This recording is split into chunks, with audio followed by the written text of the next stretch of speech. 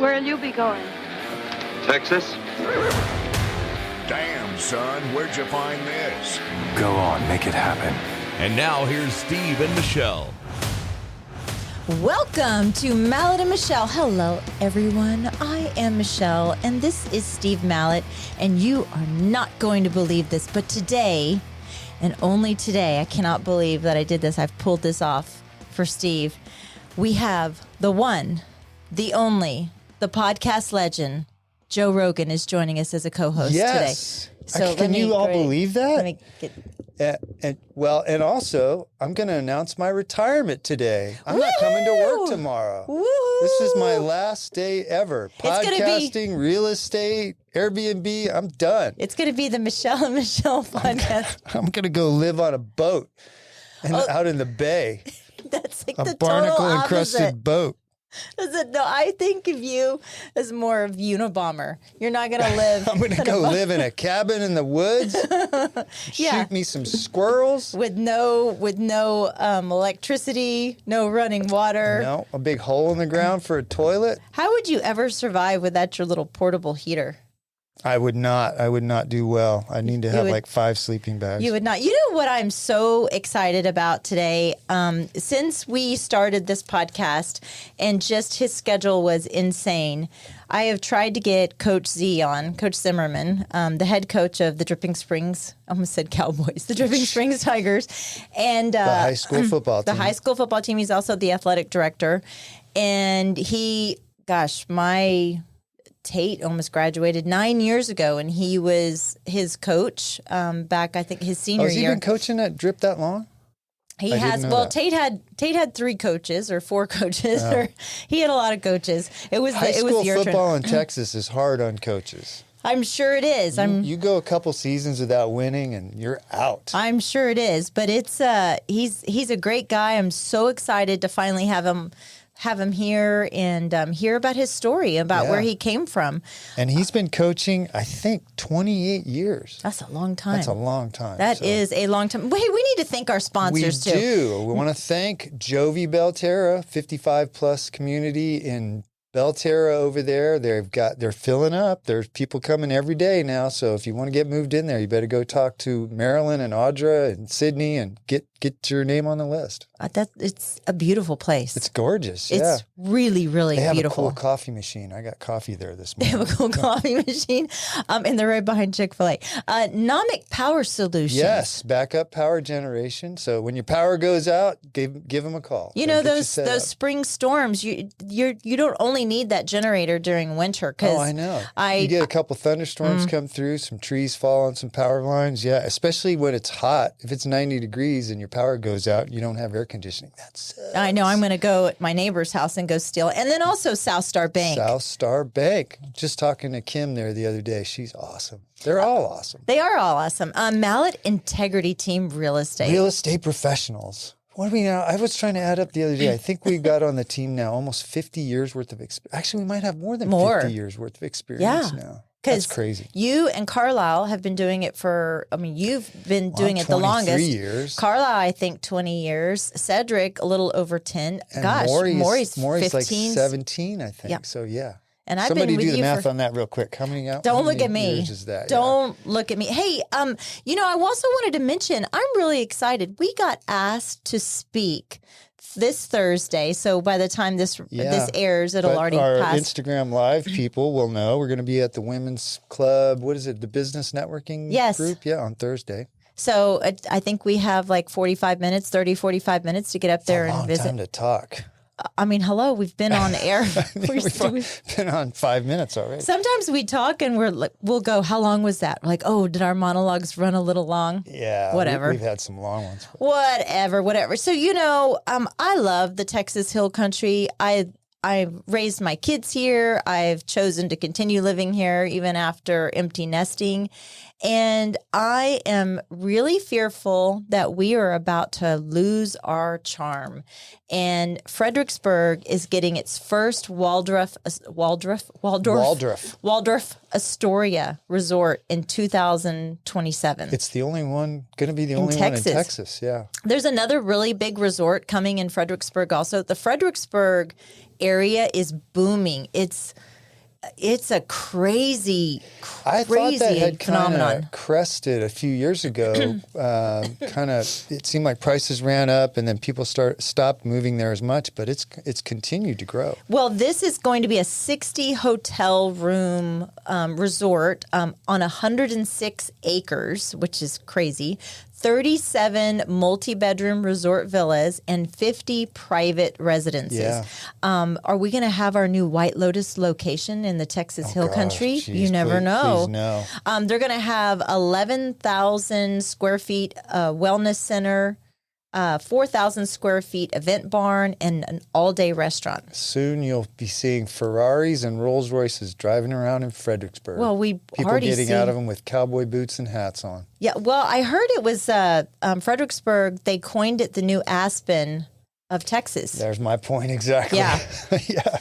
That's sad. I think it's kind of sad. I mean, there is something to be said about. I mean, look, I like staying at Airbnbs. We have 2 Airbnbs. Yeah. I mean, there is something nice to be said about that. I like nice hotels, but then I'll also stay at a Holiday Inn Express. I bet the cheapest rooms at the Waldorf Astoria are probably $1,500 a night. Jeez, probably. Maybe more. Wow. I know.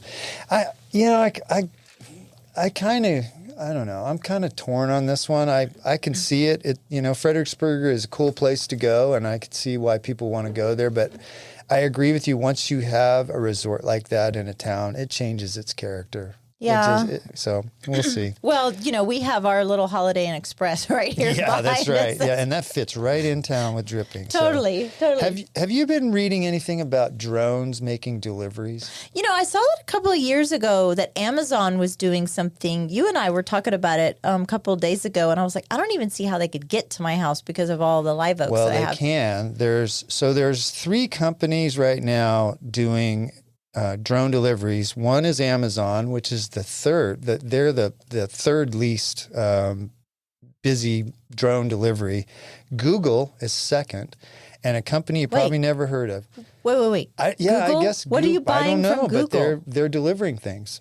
I think it's a separate division of Google that has come up with drone delivery, and they're contracting with companies to do delivery. Oh, okay. So it'd be kind of like a Waymo kind of thing. It's not Google delivery.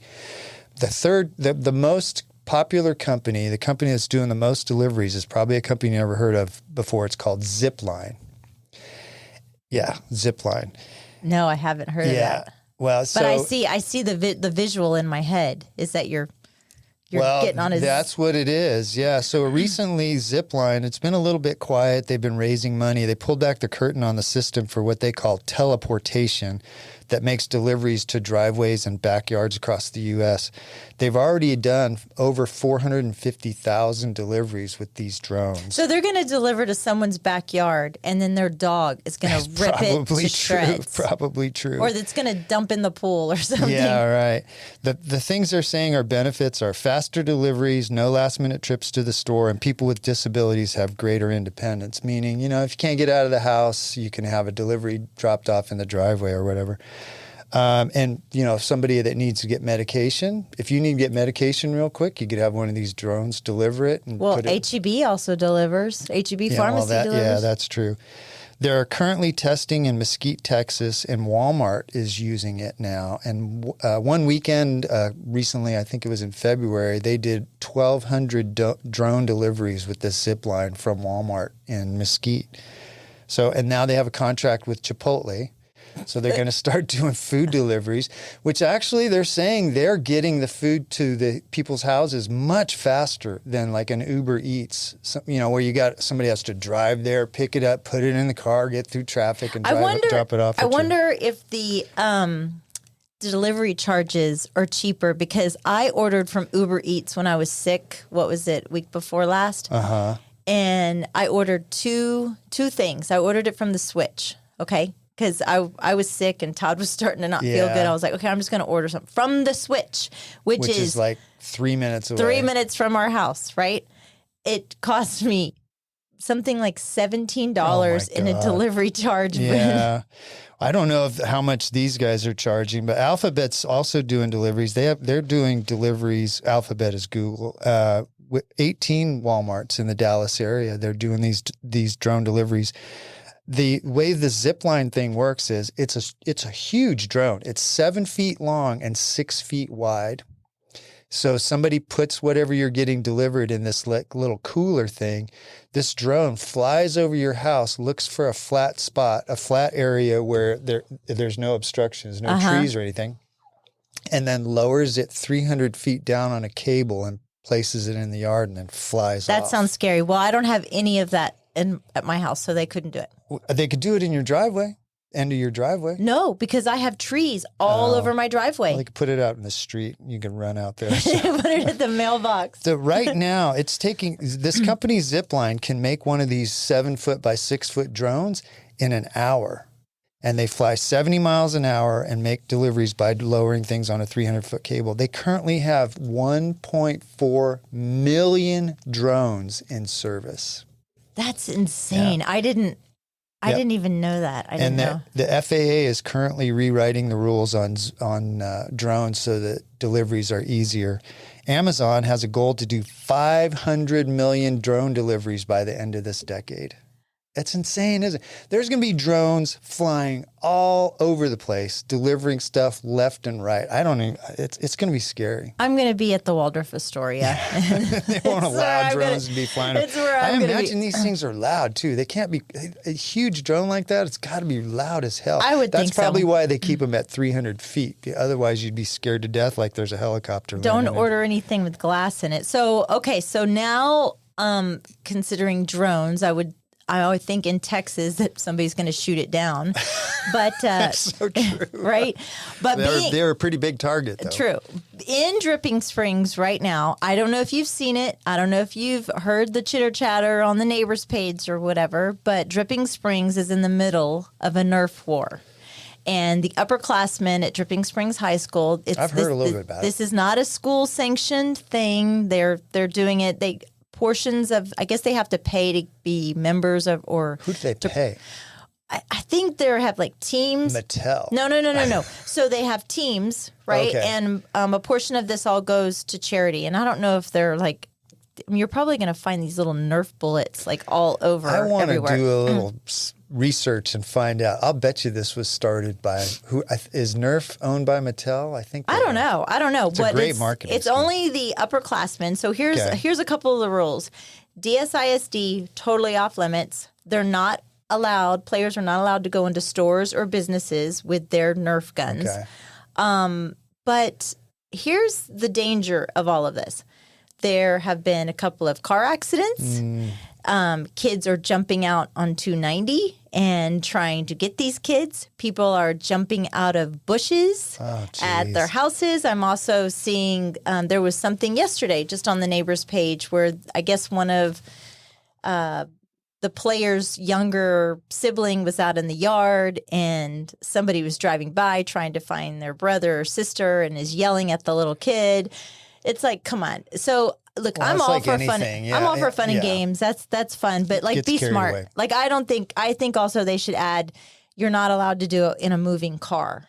That should be one of without those. a doubt. So are they doing that? Are they shooting out the windows? Yeah, of the car? yeah. Well, they're shooting out the windows, but they're driving down 290. It's like a drive-by shooting. Yes. Kind of. Oh my gosh. Yeah. What are they going to do? I mean, just roll your window up if they don't. Yeah. I mean, it sounds a little like fun, but it sounds fun, but yeah. But I could see this going horribly wrong when somebody falls out of a car window going 40 miles an hour, or if somebody gets run over in somebody's driveway, or somebody hit a stop sign. Somebody apparently. is hiding in the bushes, and Dad comes out and thinks there's somebody trying to break in the house, and you get shot or beaten up. I mean, yeah, so. Well, Cedric was telling me that Jackson, his son, he doesn't normally park in the garage, but he's been parking in the garage, and so he can get in his car without having to get shot. Roll the windows up. Jeez. So, and then he told me the other day, he said, Dad, so-and-so, it's like 9:00 at night.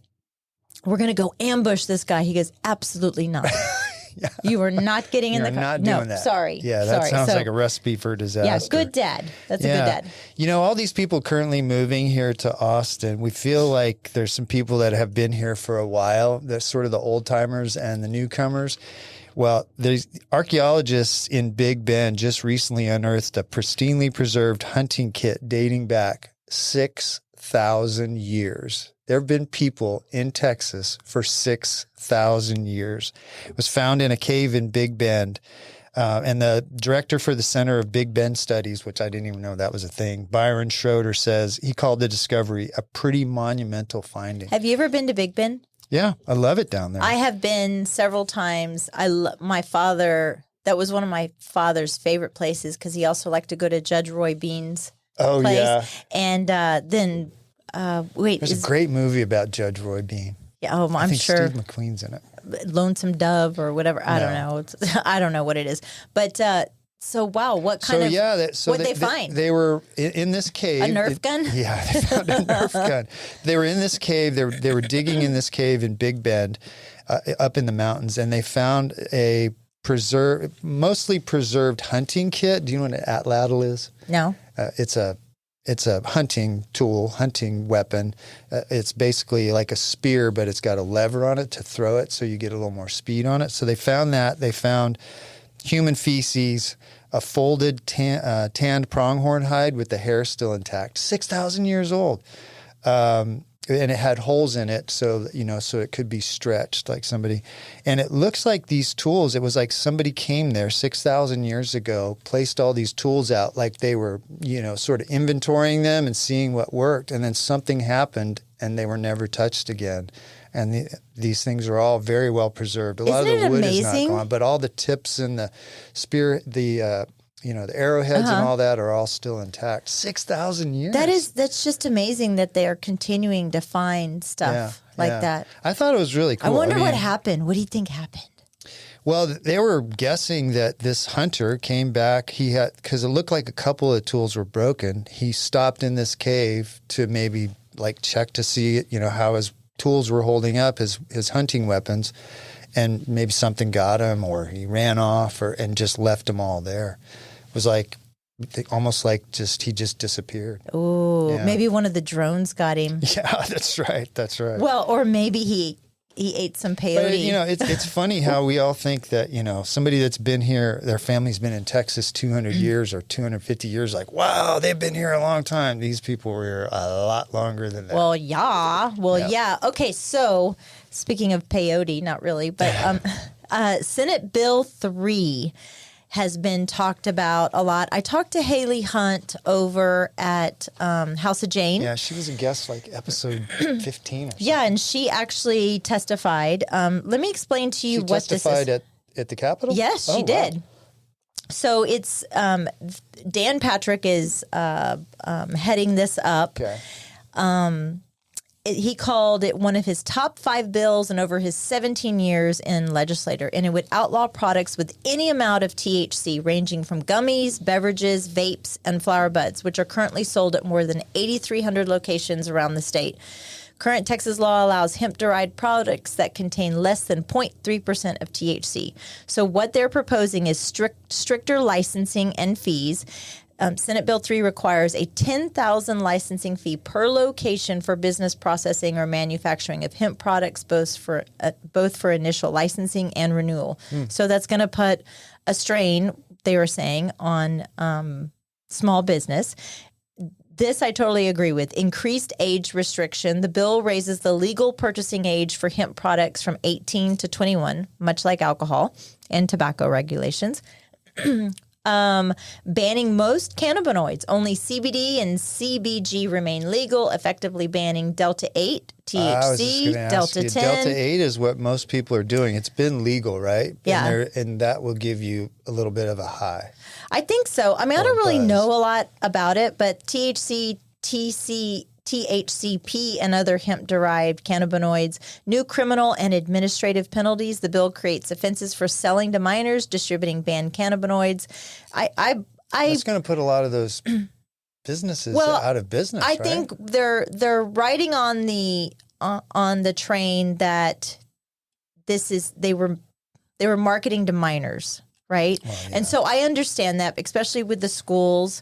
But what I do not agree with is the hemp industry and the THC industry have really, really helped out as far as medicinal, veterans, PTSD. And there's a lot of studies in that sense that Yeah, there definitely are some benefits to it. I think where you, like you said, where you get in trouble is if kids are getting it and using it just to get high. That's no different than somebody going in and buying, a 6-pack of beer for a 15-year-old and giving it to them outside the store. Yeah. I think, there needs to be some penalties for that. But adults that know what they're doing should be able to go buy that stuff. It says that Senate Bill 3 would continue to allow the non-intoxicating, non-psychoactive cannabinoid known as CBD, while placing firm restrictions on these products, including bearing sales and marketing to those under 21 and requiring tamper-evident, child-resistant, and resealable product packaging. But some patients and doctors say THC in cannabis can be used effectively to combat, this is what I was talking about, pain, depression, anxiety, appetite problems, nausea. What do you say to the people that say that doing that, when you're 20 years old, the gateway drug argument, that it can lead to, somebody that does that stuff a little bit? I think maybe we did ask Haley, but, there are some people that would argue that doing those kind of things when you're young might lead you to try something, cocaine or fentanyl or heroin or something like that. I get that. I totally get that. But then they're adults. They're consenting adults. Now, minors, it's one thing. Dan Patrick said it's not a political or partisan issue. It's about saving lives. Now, I feel like when you're talking about minors, absolutely, there should be so many restrictions on it. I don't know. There's the compassionate use program that Texas has. If They wanted to has expand cancer or they have some kind of disease that causes them tremendous pain, I think they should have access to that. Because the other alternative is these heavy pharmaceutical drugs that just, destroy your system, Your make liver. you a zombie, constipates you, make you, all these side effects. I don't think the CBD stuff has any of those kind of side effects. No, I don't. And I think there's arguments for and against it. But if this passes, so it passed the Senate March 20th. Now it has to go through the House. Has to go and through the House. Has to sign it. If this passes, this will be the strictest THC hemp law in the state, in all of the United States. I wonder what changed in the state government because they kind of opened it up a little bit, and now they seem to be going the other way. Well, they did. It said, I was trying to. I wonder what changed. I don't know. I don't know what changed. I don't know who they're trying to focus on it, and maybe it is just the minors in that sense. But I think there was a lot of people that were lobbying against it and lobbying for it also. But maybe the ones that are lobbying for it are the pharmaceutical lobbyists. Ooh, there's a rabbit trail to go down. Maybe conspiracy theory.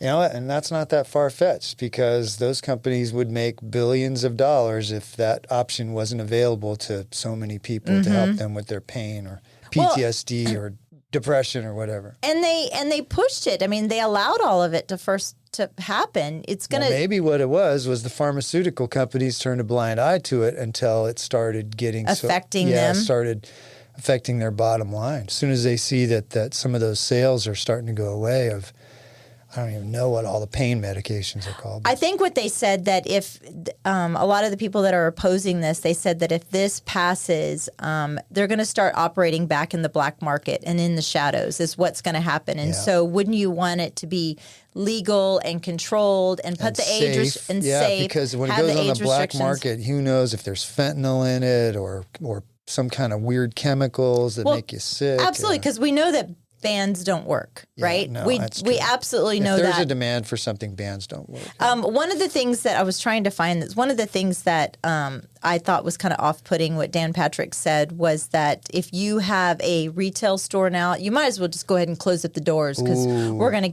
come after you. Anti-business. It is very anti-business. There's some weird stuff going on in the Texas legislature right now. I know that they're trying to pass the budget, which it was something like, I don't know, 1,200 pages that were just released last night, and they're expected to vote on it today. And it is the most whatever's going on in Washington right now with all of this Doge and you're seeing the fraud and waste, it's like the total opposite. I don't know what's added in more. I don't know what's going on. Basically, what's going to happen is we're not going to get. They're trying to do away with our property taxes, and that's not going to happen. No. So well, sure would be nice if they could lower them, but Well, it's something to pay attention to. I for am. sure. I'm all about protecting minors, 100%. Yeah, yeah, agree with But you. I on think that. something fishy. Something is something well, smells it's something fishy. to watch. See what comes down the pipe. So, well, let's take a little break and get Coach Z in here, the head coach for the high school football team. I'm excited. We've been wanting to do this one for a while. Yes. So hang on. We'll be right back. Are you tired of being left in the dark when the power goes out? Say goodbye to blackouts with Nomic Power Solutions. As your full-service Generac dealer, they offer individually designed backup power solutions. From start to finish, they've got you covered. Nomic Power Solutions, keeping you powered up. Call or text 512-387-4232 or visit nomicpower.com. Follow on Instagram at Nomic Power for updates. Nomic Power Solutions. Protect your home, protect your family, stay ready. Southstar Bank has remained true to its Texas roots for over 100 years. A commitment to the people and communities they serve, along with flexible financial solutions, allow their clients to shine. Mortgage loans, checking accounts, or complete business solutions. Southstar Bank is your financial partner. Southstar Bank, trusted by professionals, backed by tradition, built for Texas. SouthstarBank.com. Member FDIC, an equal housing lender. NMLS 410624. Find your joy at Jovi Belterra. Life is better here. This vibrant 55 and up community is located in Dripping Springs, just right outside of Austin. 1 and 2 bedroom homes, resort style amenities, and just steps away from shops and restaurants. Forget the yard work. This is your time to relax, make new friends, and enjoy the life you've dreamed of. Find your joy at Jovi Belterra. Life is better here. Live JoviBelterra.com, 737-387-6870. This show is brought to you in part by the Mallet Integrity Team, serving Dripping Springs, Austin, and the surrounding areas of Central Texas since 2004. When you need the best real estate advice and service, give them a call at 512-829-2062 or email them at malletintegrityteam.com. And now here's Steve and Michelle. And we are back here with Galen Zimmerman. He is the head football coach and athletic director of Dripping Springs High School. Welcome, Coach Z. Well, appreciate it. Thanks for coming on the show, You Coach. are a busy, busy man. Yeah, it's like Some you days. you were working right up Right until we along. hit play, hit record. So Busy. tell us how you ended up in Dripping Springs, and I think it's been a long route to get here. But how'd you end up here? It's when you look back at the whole journey, it's maybe kind of unique for some guys that I think start out and they know they're going to be coaches, and because I actually didn't grow up in Texas, and I didn't go to college with the idea of teaching and coaching, honestly, and got into college, through a couple extra things. Was playing football in college, and You did play football in college? Yes, ma'am. Yeah, and so the guys that I'm playing with, most of them were going to be teachers and coaches, or a lot of them, not most of them, and ended up changing, kind of halfway through, and got into coaching. And even when I graduated, I looked at a couple different things. My roommate went into OCS in the Navy, was in the pilot program the year before I graduated. And so I'd kind of talked to a recruiter. My grandpa was a smoke jumper in the Rocky Mountains when he was younger. I'd possibly thought about working on a ranch and going out there. And where I student taught, the head coach called me and said, "Hey, we've got a position. Come talk to the principal about this," which was really easy because I had student taught there for a semester. Yeah. And, ended up taking the job, right out of college, still not knowing, is this like the life plan? And so that, took that first job. My wife was graduating college, moving back to Dallas, North Dallas, where her family was. And so I called up my brother-in-law and said, "Well, give me a couple places to interview." Interviewed at several places, was getting ready to get on a plane and fly back to my parents' house. and a school calls me, hey, come back, talk to the principal, rearrange the flight, got a job offer and at Louisville, and ended up, working there, meeting a couple people. The defensive coordinator at Louisville became the head coach at Hebron when his school opened up. So opened up a brand new school. The defensive coordinator at Hebron got a head coaching job in Frisco, went to be his offensive coordinator, opened up another new school, and then was a head coach in Frisco for 5 or 6 years, 6 years as a head coach. And that's when Coach McBride then left Coppell and came to Dripping Springs. Okay. And you were the offensive coordinator. Yeah, so he and I talked, and it was kind of, my wife, we were living in Prosper at that point. Mm-hmm. We talked about, hey, there's an opportunity at Dripping Springs. It's a little bit different. It'd be taking a step back, not being a head coach, go be the offensive coordinator for Coach McBride. But it's somebody that I'd worked with and for before. We knew his family. Talked about this opportunity and kind of what it was. A lot like Frisco and Prosper before they are what they are now. Yeah. Which sounded really good. We had young kids, like really young kids. Mm-hmm. We looked at the school district. We looked at, the opportunities. We felt like for us at that point was a really good opportunity to kind of take a step back, not be a head coach, which was, to me, some people talk to me, hey, are you going to be able to do that? And I'm like, well, my ego's not big, not too big. I can do that. And to be honest with you, it was really nice, from my perspective with young kids, he gave back a little bit of time. Yeah. And then, through a lot of different things and family things that happened, Coach ended up back in Dallas closer to they'd moved for his wife's family because she's from Fredericksburg. Mm-hmm. Life changes happened. And so, that was something that was unexpected, and they moved back. And it was a very difficult time we kind of lived through it as having a son that played football, and, I think he had 3 football coaches around that time by the time he was a senior. Yeah. And then when you were announced as the head football coach. What year was that? 2016, okay. 15? Sorry, 15, yeah, 15, 16, right around there. So it's been a while. Mm-hmm. Yeah, I came in February of 2014, and I was the offensive coordinator for the 14 season. Okay.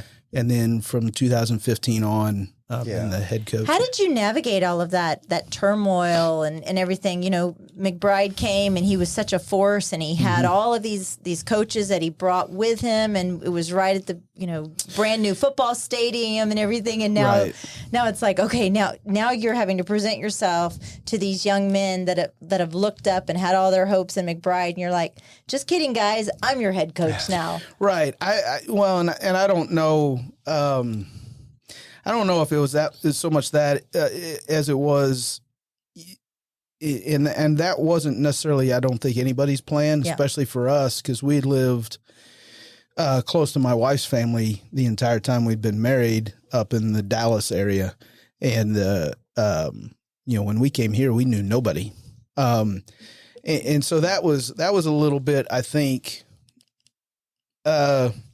there was some unknown, but at the same time, I told my wife, it's like, whatever happens, I feel confident enough that we've done a good enough job, even if we have to move, that, I can find a job and I know people and well, this that's going to community happen. Has really embraced you, though, you and your family. And you, by the way, you wouldn't know that you're not from Texas. Because your accent has acclimated rather well. I'm from the country, so that doesn't, I grew up on a farm, and, and so that's, I think the country piece of it. And my mom's family is actually from Mississippi. Oh. My dad's family is all from Midwest, Illinois. So I grew up on the family farm that's been there since my great grandfather built the house. Oh, wow. Yeah. So, yeah, a little bit different than a lot of the guys that are coaching, when Illinois. Yeah. When you got your first coaching job, did you know right away that's what you wanted to do for a living? Or did it take some time? When I got my first one, I don't know that I was looking that far into the future. Yeah. I knew that's what I wanted to do right then, and I loved it. And to be honest with you, I love teaching. I taught math. I taught physics.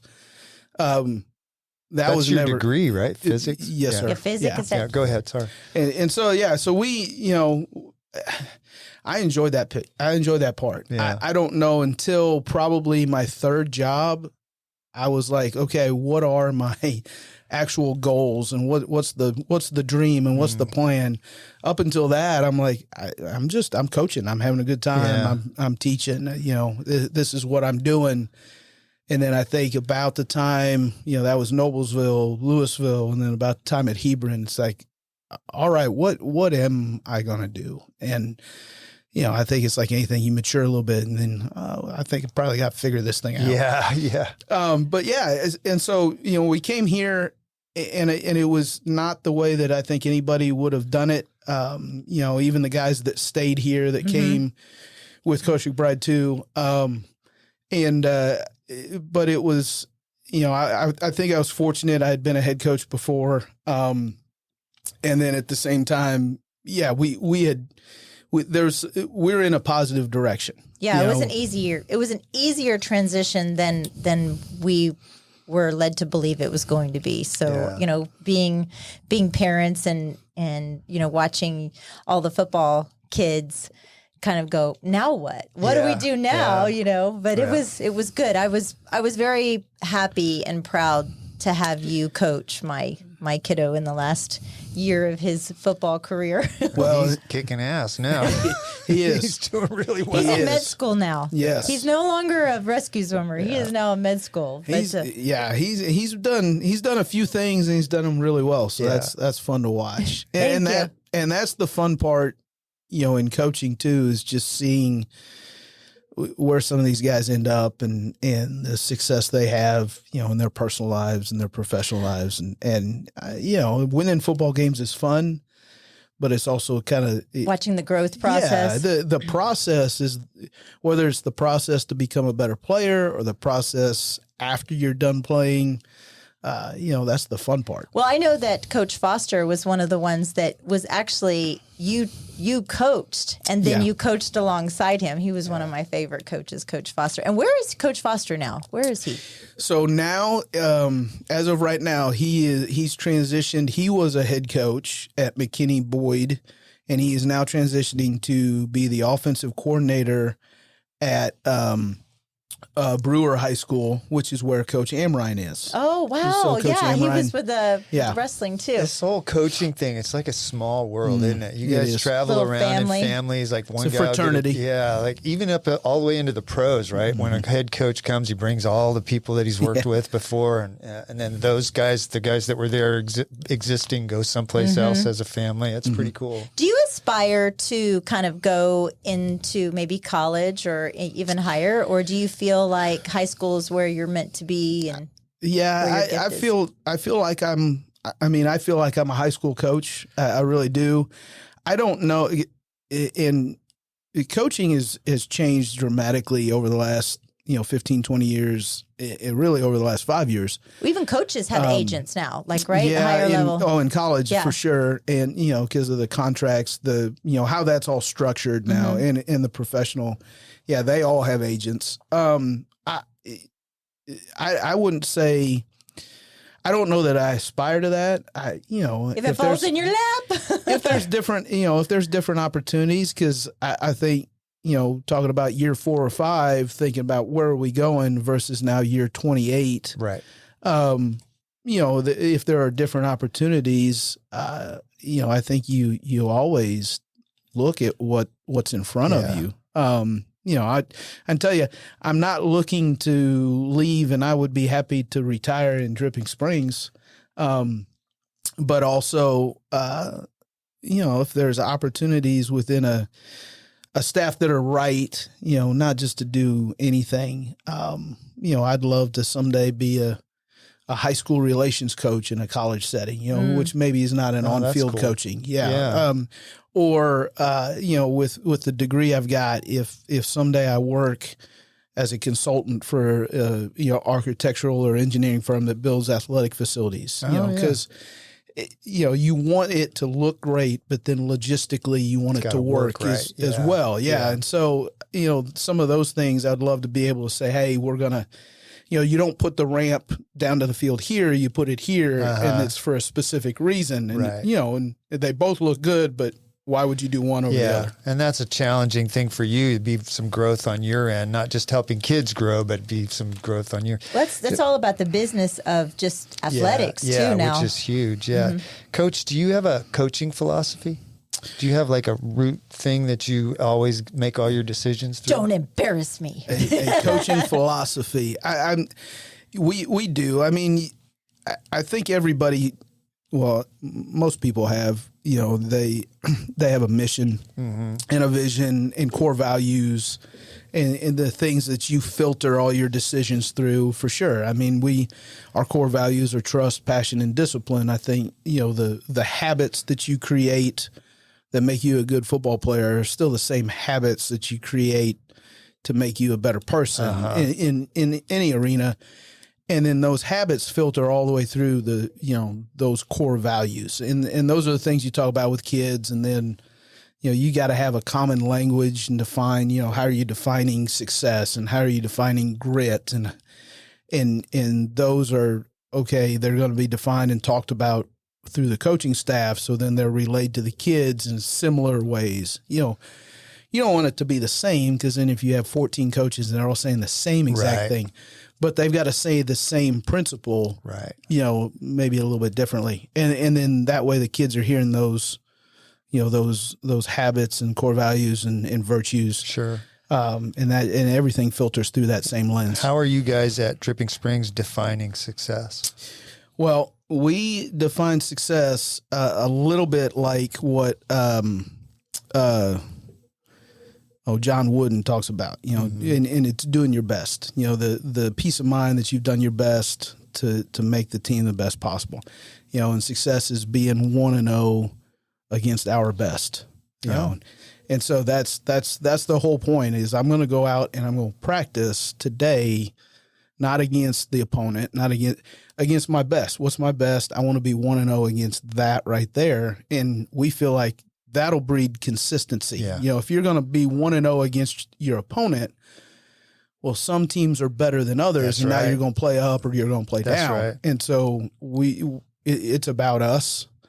And so that successful piece is, and it's a long-term process too. It's not something that just is instant and over. It's a process, ongoing all the time. The whole thing is, no one expects you to be perfect, but we expect you to be on the process of becoming perfect. And so that's that, the buzzwords now are growth mindset. That's that growth mindset. We're becoming perfect. We're working towards that. We're being 1-0 this rep, this day, worrying about just those pieces. And then when you look back, the scoreboard's going to take care of itself. Right. There's no perfect. There's only trying to be perfect. Right. Yeah. Do you think you're the kind of coach that maybe you wish you had when you were younger? I don't know that I've ever thought about that, to be honest with you. I've had great coaches growing up. In high school, it was a little bit like what you were talking about. I had 3 head football coaches in 4 years of high school. My basketball coach actually in high school was a big influence for me.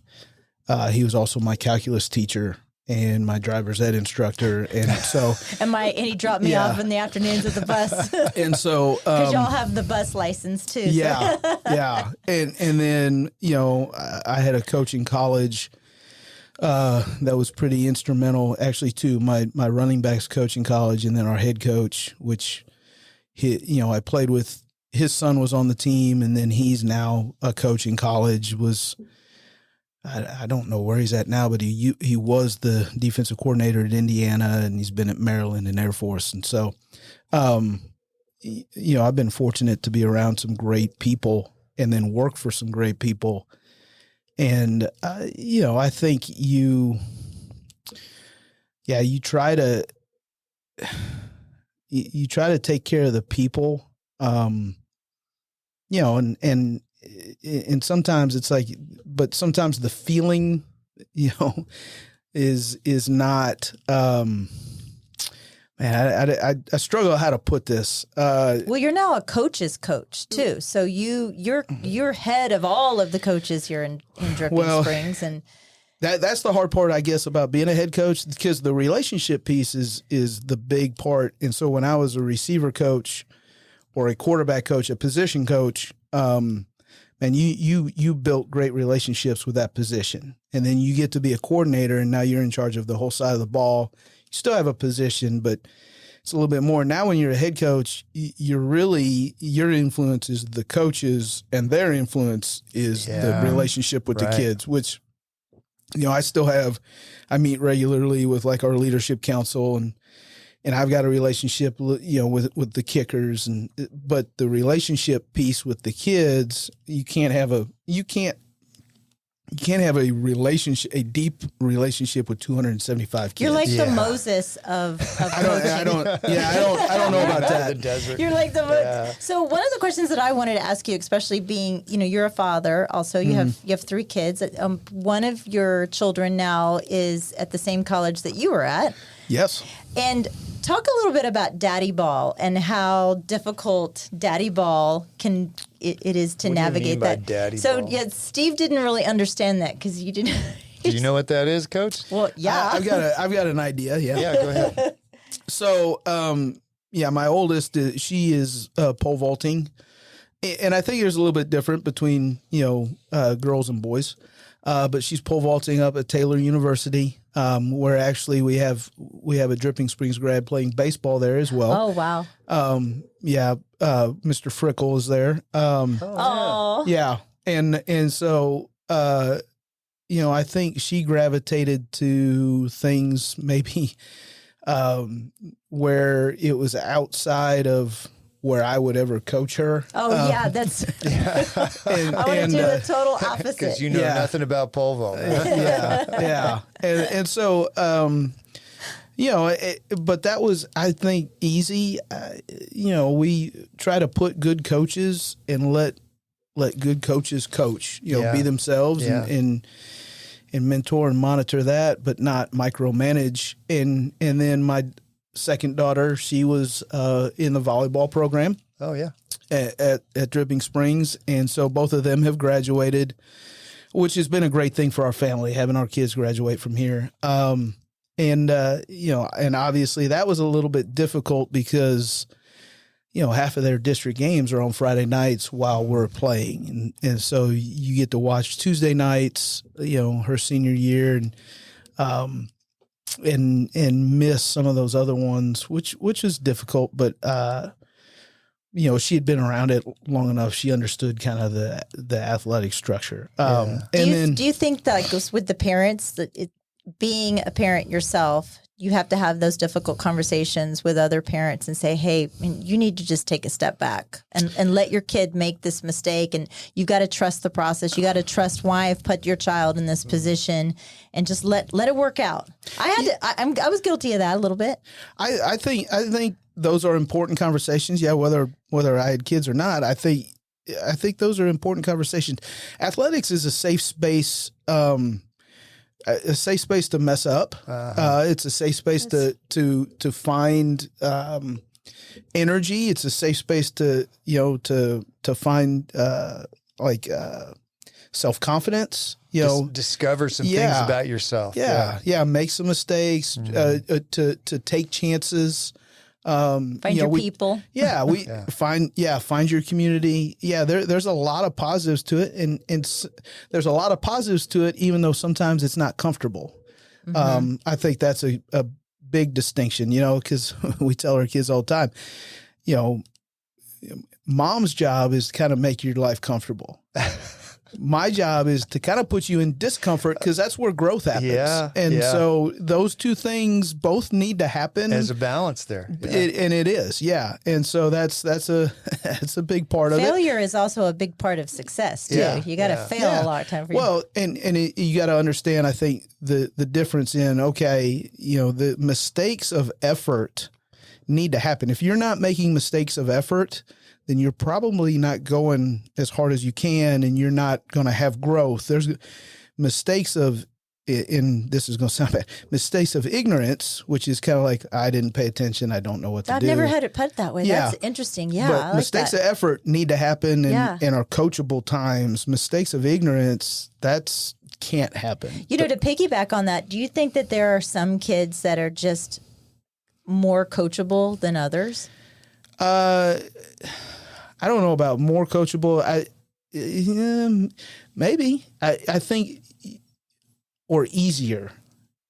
Isn't maybe, it that sometimes the coach has to figure out how the kid can be impacted in a way that makes them better? Because not every kid's going to react the same way to the same input. Yeah, definitely not. Not every coach is the same. Not every kid's the same. And I think there's some kids that will receive coaching quicker than others. And so I don't know about if it's harder or if it's just a way different timeline. Yeah. So every season you have high school, or you have seniors that graduate, and then you have freshmen that come in the next season. How do you, right in the beginning of the season, you got a brand new team every year. Sometimes it changes more than others. How do you build chemistry in that team right from the start? So right when we get done with the season, we have team meetings, and then we go into off season, and there are many different pieces to off season. Off season is to build strength, to build speed. Part of off season is doing drills, drill work, but part of it off season is it's a shared discomfort. Okay. And so I think you learn, what our first core value is trust. And how do you build trust? Well, that's time involved, proximity,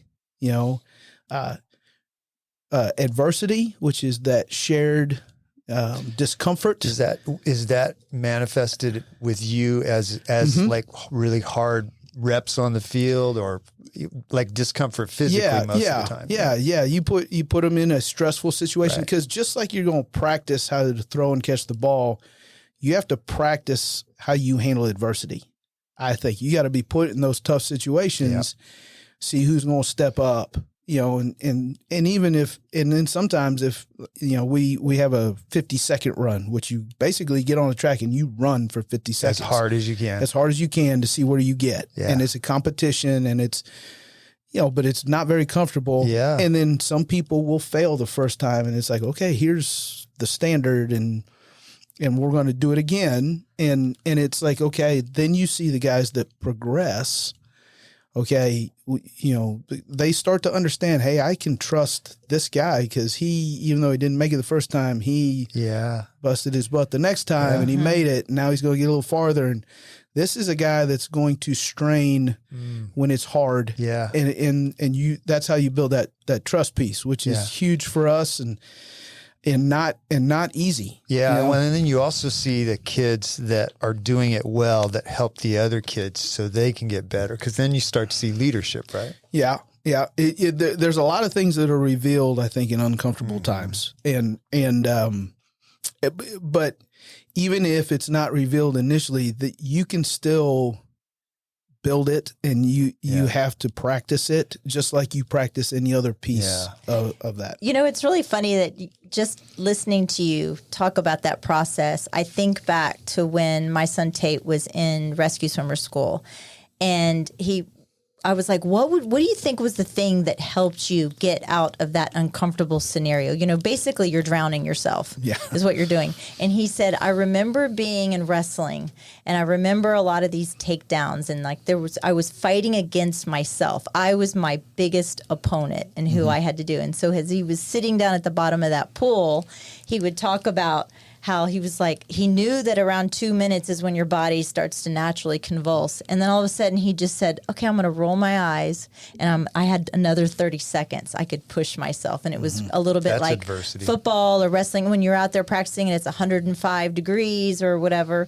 One of the things that I wanted to kind of come back to was right now, all the buzz is this bond that school district is trying to pass. And I kind of have an unusual question, but I get it. I understand, especially, being in wrestling, we used to practice, or the kids used to practice, is what we lovingly were called to as the asbestos gym, which is the old gym before wrestling was actually, came out of the club sport.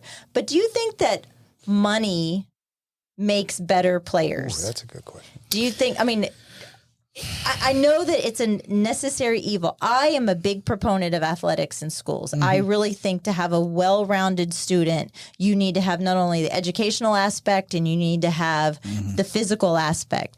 But do you think having more money in our district, having that big fancy, you look at a Lake Travis or a Westlake and they have just a shit ton of money that comes into that school. And a lot of our money gets shipped out to other schools. What are your thoughts on that? Think? So not necessarily, I guess, to answer your question, not exclusively, because there are a lot of professional athletes and people at a high level that came from areas that weren't necessarily affluent. Use jerseys Yeah, but at the same time, I think no doubt the resources that you have, the more resources you have, the better opportunity those kids are going to have and the better they are going to be. So it's not necessarily making better athletes, but it will optimize, I think, what those athletes are capable of. The affluent areas across the state that have the ability to have these facilities and to get, sports psychologists or, the protein that the kids need, the nutrition and piece of it, like those resources definitely help those kids become, I think, better versions of themselves. I don't know that it's necessarily it makes a better athlete versus another area. Because there's some great athletes that have come out of areas that are not so affluent. Yeah, right. For sure. But and then those athletes, when they get to a point, or maybe they go to a big Division I program, and then they have those resources, now does that make them a better athlete? Well, I think it makes them a better version of themselves for sure. What they're also not talking about, which I think it's kind of been swept under the rug, is that by the addition of another high school, more kids are going to get an opportunity to play more sports because we are really limited at Dripping Springs High School. There's only so many kids that are allowed on the tennis team or the swim team or the soccer team or the football team. The football is the big sexy thing that everybody likes to focus on because the big stadium is there. But by allowing to have another another high school, it allows more of these students.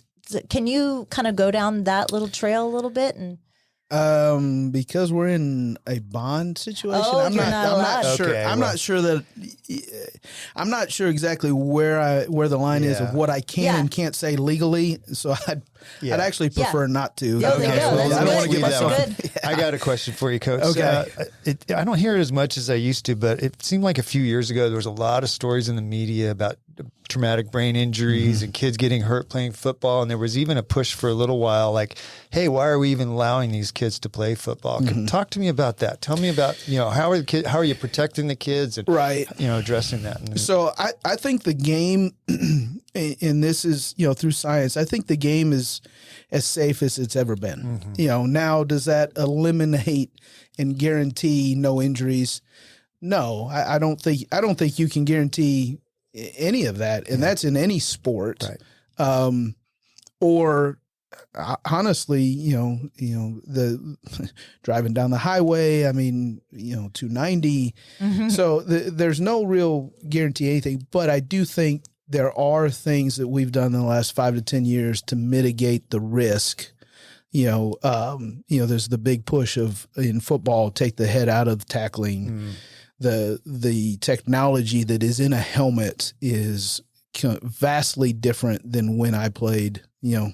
Yeah, it was just a plastic shell with some little foam pads, right? Basically, yeah. And so that's how you lost all your hair. Yeah, well, that was coaching Coach Foster. So, but it's like everything is headed that way.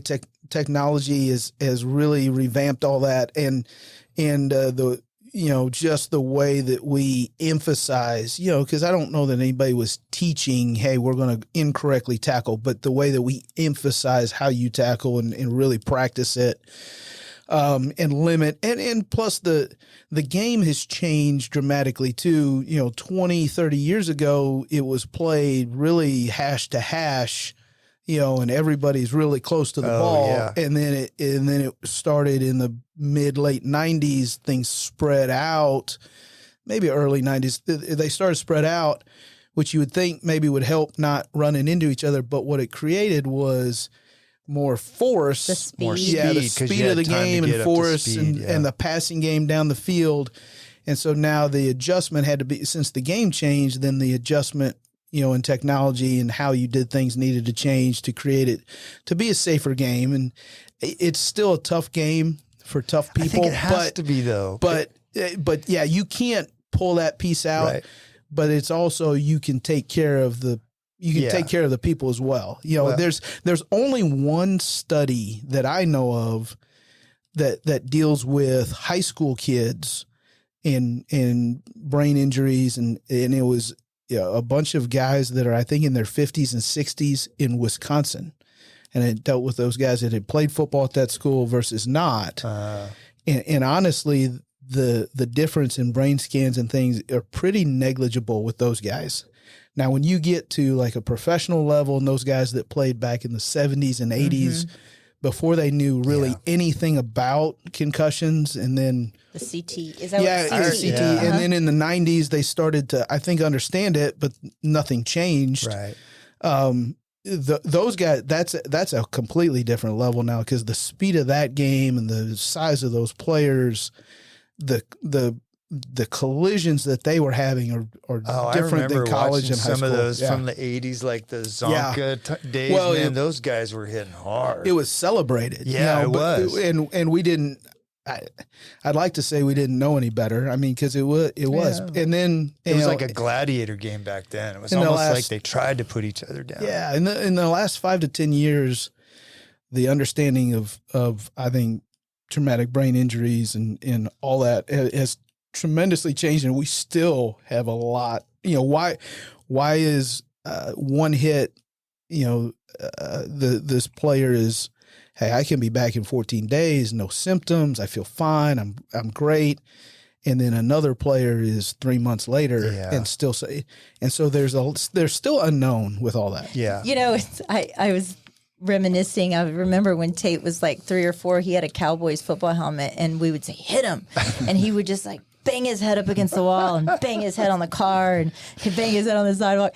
So one of the things that I wanted to talk about was I went to school with Brooks Kieschnick. I went to school with Carl Greenwood, who ended up playing for the Jets. Not every kid's going to be an Ethan Fernia coming out of DSISD or even an Austin Novosad.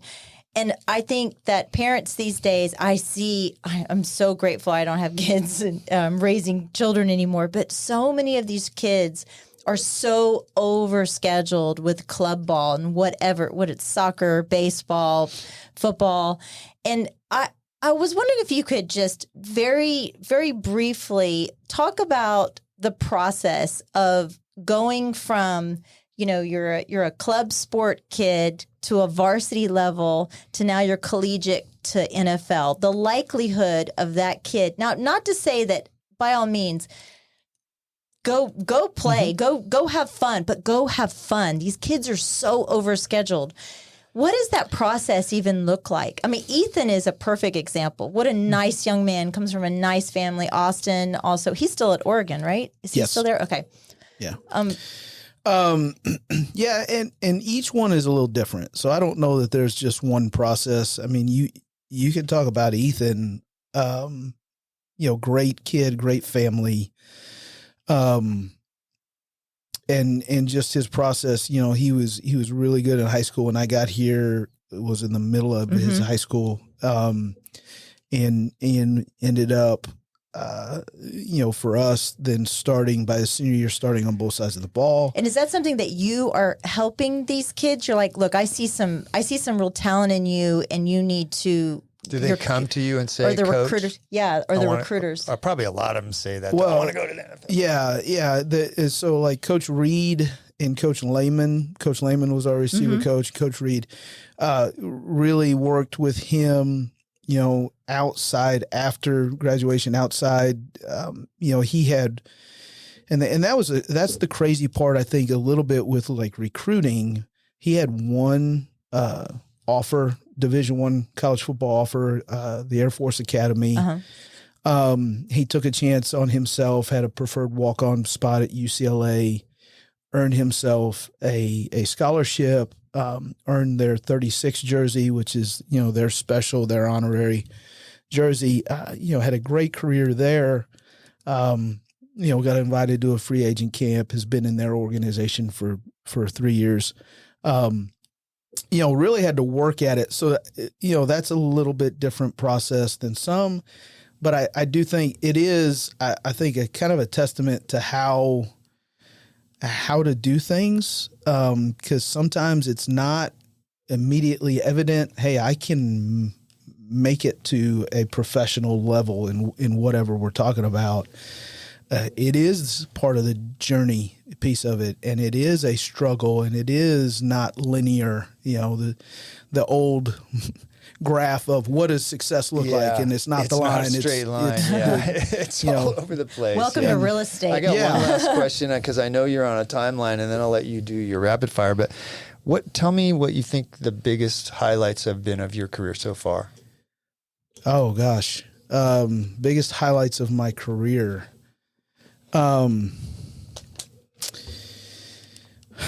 A couple different areas, you know. I think one of the highlights is being able to coach with some of the guys that I've coached personally. Those are pretty special times. You know, there's the offensive coordinator right now at Prosper High School, you know, was coached by myself and Coach Foster. Were on that staff. He was a player. That's great. So at one high school, you know, Coach Foster was a player. I was a coach, and I got to be his position coach. And then we worked together, and we coached this other young man who ended up playing at Rice. And then now he's an offensive coordinator, Coach Foster. And so just seeing the progression of some of these guys and being able to coach with them.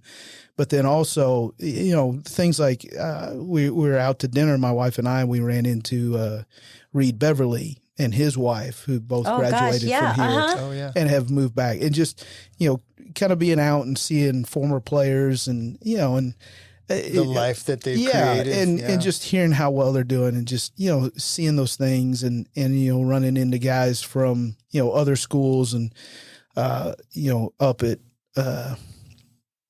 clinics and things in the Dallas area, and just, you know, seeing the success guys that people have had. And not even in the coaching realm, just some of the, you know, what are they doing, you know, and hearing about it. And so those sort of things, you know, we were able to, at Hebron High School, we were able to play in a state championship game. And, you know, that was kind of an incredible experience, and, you know, really the journey of getting there. Yeah. And so,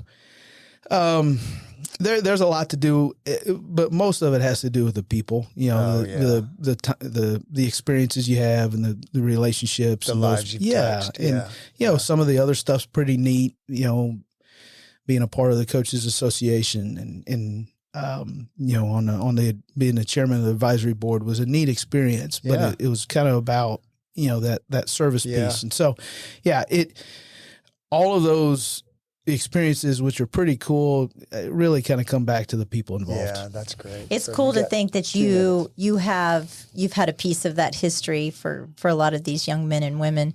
Okay, so now here's some of my rapid fire. I'm going to go through these really quick. Okay. If you could have coached any football player in history, who would it be? And not O.J. Simpson. Oh gosh. Ronnie Lott. Oh, I don't Ronnie know. Lott. Yeah, there you go. yeah, That's a just good one. the intensity and I mean, there's so many good ones that. Peyton Manning, Tom Brady, gosh. both of those guys, just Sure. mentally. Dick Butkus, like, Yeah. Oh, that's good. That's from way back, there's some. I don't know. Yeah. That's Okay. funny. That is intensity. Do you think that Dripping Springs will ever get a Jumbotron? Yes or no? I'm hopeful. I think. Okay. Yeah. I know that's priority to some, not to others, but hopefully be we cool. will. Yeah. Back to the TPD, the trust, passion, and discipline. Is Tate's picture still in the athletic office? And if it isn't, I want it. It is. It's up on the hall. The there we go. TPD picture. And one of the last questions I have, if you could pick any new mascot, if we get our new high school, I know this is a big one. What would be your vote? I can't even narrow that down. The ponies. I've been through that process. Well, not me, but I've opened up 2 new high schools, and it's been neat to watch, kind of, because they give the community and the kids the first like 2 classes that go there that open the school. They give them a big voice in that, and then typically it's the people in central office that'll make the ultimate choice, but they have voice, and so that's a neat, interesting process. I couldn't even begin. As long as it's not the unicorns. Well, right? That's an awful mascot. not I'm the sorry unicorns. to rumble. Coach, thank you so much. I know you're super busy. Thank you for spending this time with us coming in today. I really enjoyed getting to know you a little bit more, and we're really thankful that you spent this time with us. Well, I appreciate it. Yeah, thanks. Thank you so much. Find your joy at Jovi Belterra. Life is better here. This thoughtfully designed 55-plus community is paired with resort-style amenities and social activities. They offer 1- and 2-bedroom homes located in Dripping Springs, the gateway to the Hill Country. Make friends, make memories, make time for you at Jovi Belterra. Live JoviBelterra.com, 737-387-6870. From rodeo clowns, teachers or doctors, and everyone in between, Texans have one thing in common: hard work deserves smart banking. At Southstar Bank, whether you're buying your first home, building a dream ranch, or just managing daily finances, our 16 branches across Central Texas are here for you. Southstar Bank, trusted by professionals, backed by tradition, and built for Texas. SouthstarBank.com, member FDIC, an equal housing lender, NMLS 410624. Nomic Power Solutions, keeping you powered up. Get to know your local full-service Generac dealer. Cody and Dylan with Nomic Power Solutions are a veteran-owned, Texas-based Generac dealer and installer. Offering low monthly payment options, it's never been easier to gain independence from the grid. Call or text 512-387-4232 or visit nomicpower.com. Follow on Instagram at Nomic Power for updates. Turnkey service including design, plumbing, electrical, and permits. They even offer set it and forget it maintenance plans. Nomic Power Solutions. Protect your home. Protect your family. Stay ready.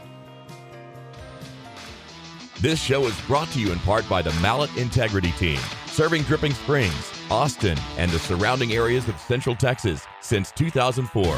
When you need the best real estate advice and service, give them a call at 512-829-2062 or email them at malletintegrityteam.com. You know you like us, so go now to Apple Podcast or Spotify and leave us a review. Why don't ya? We love your feedback and comments. Email us at malletandmichelle@gmail.com. Thanks for putting up with us.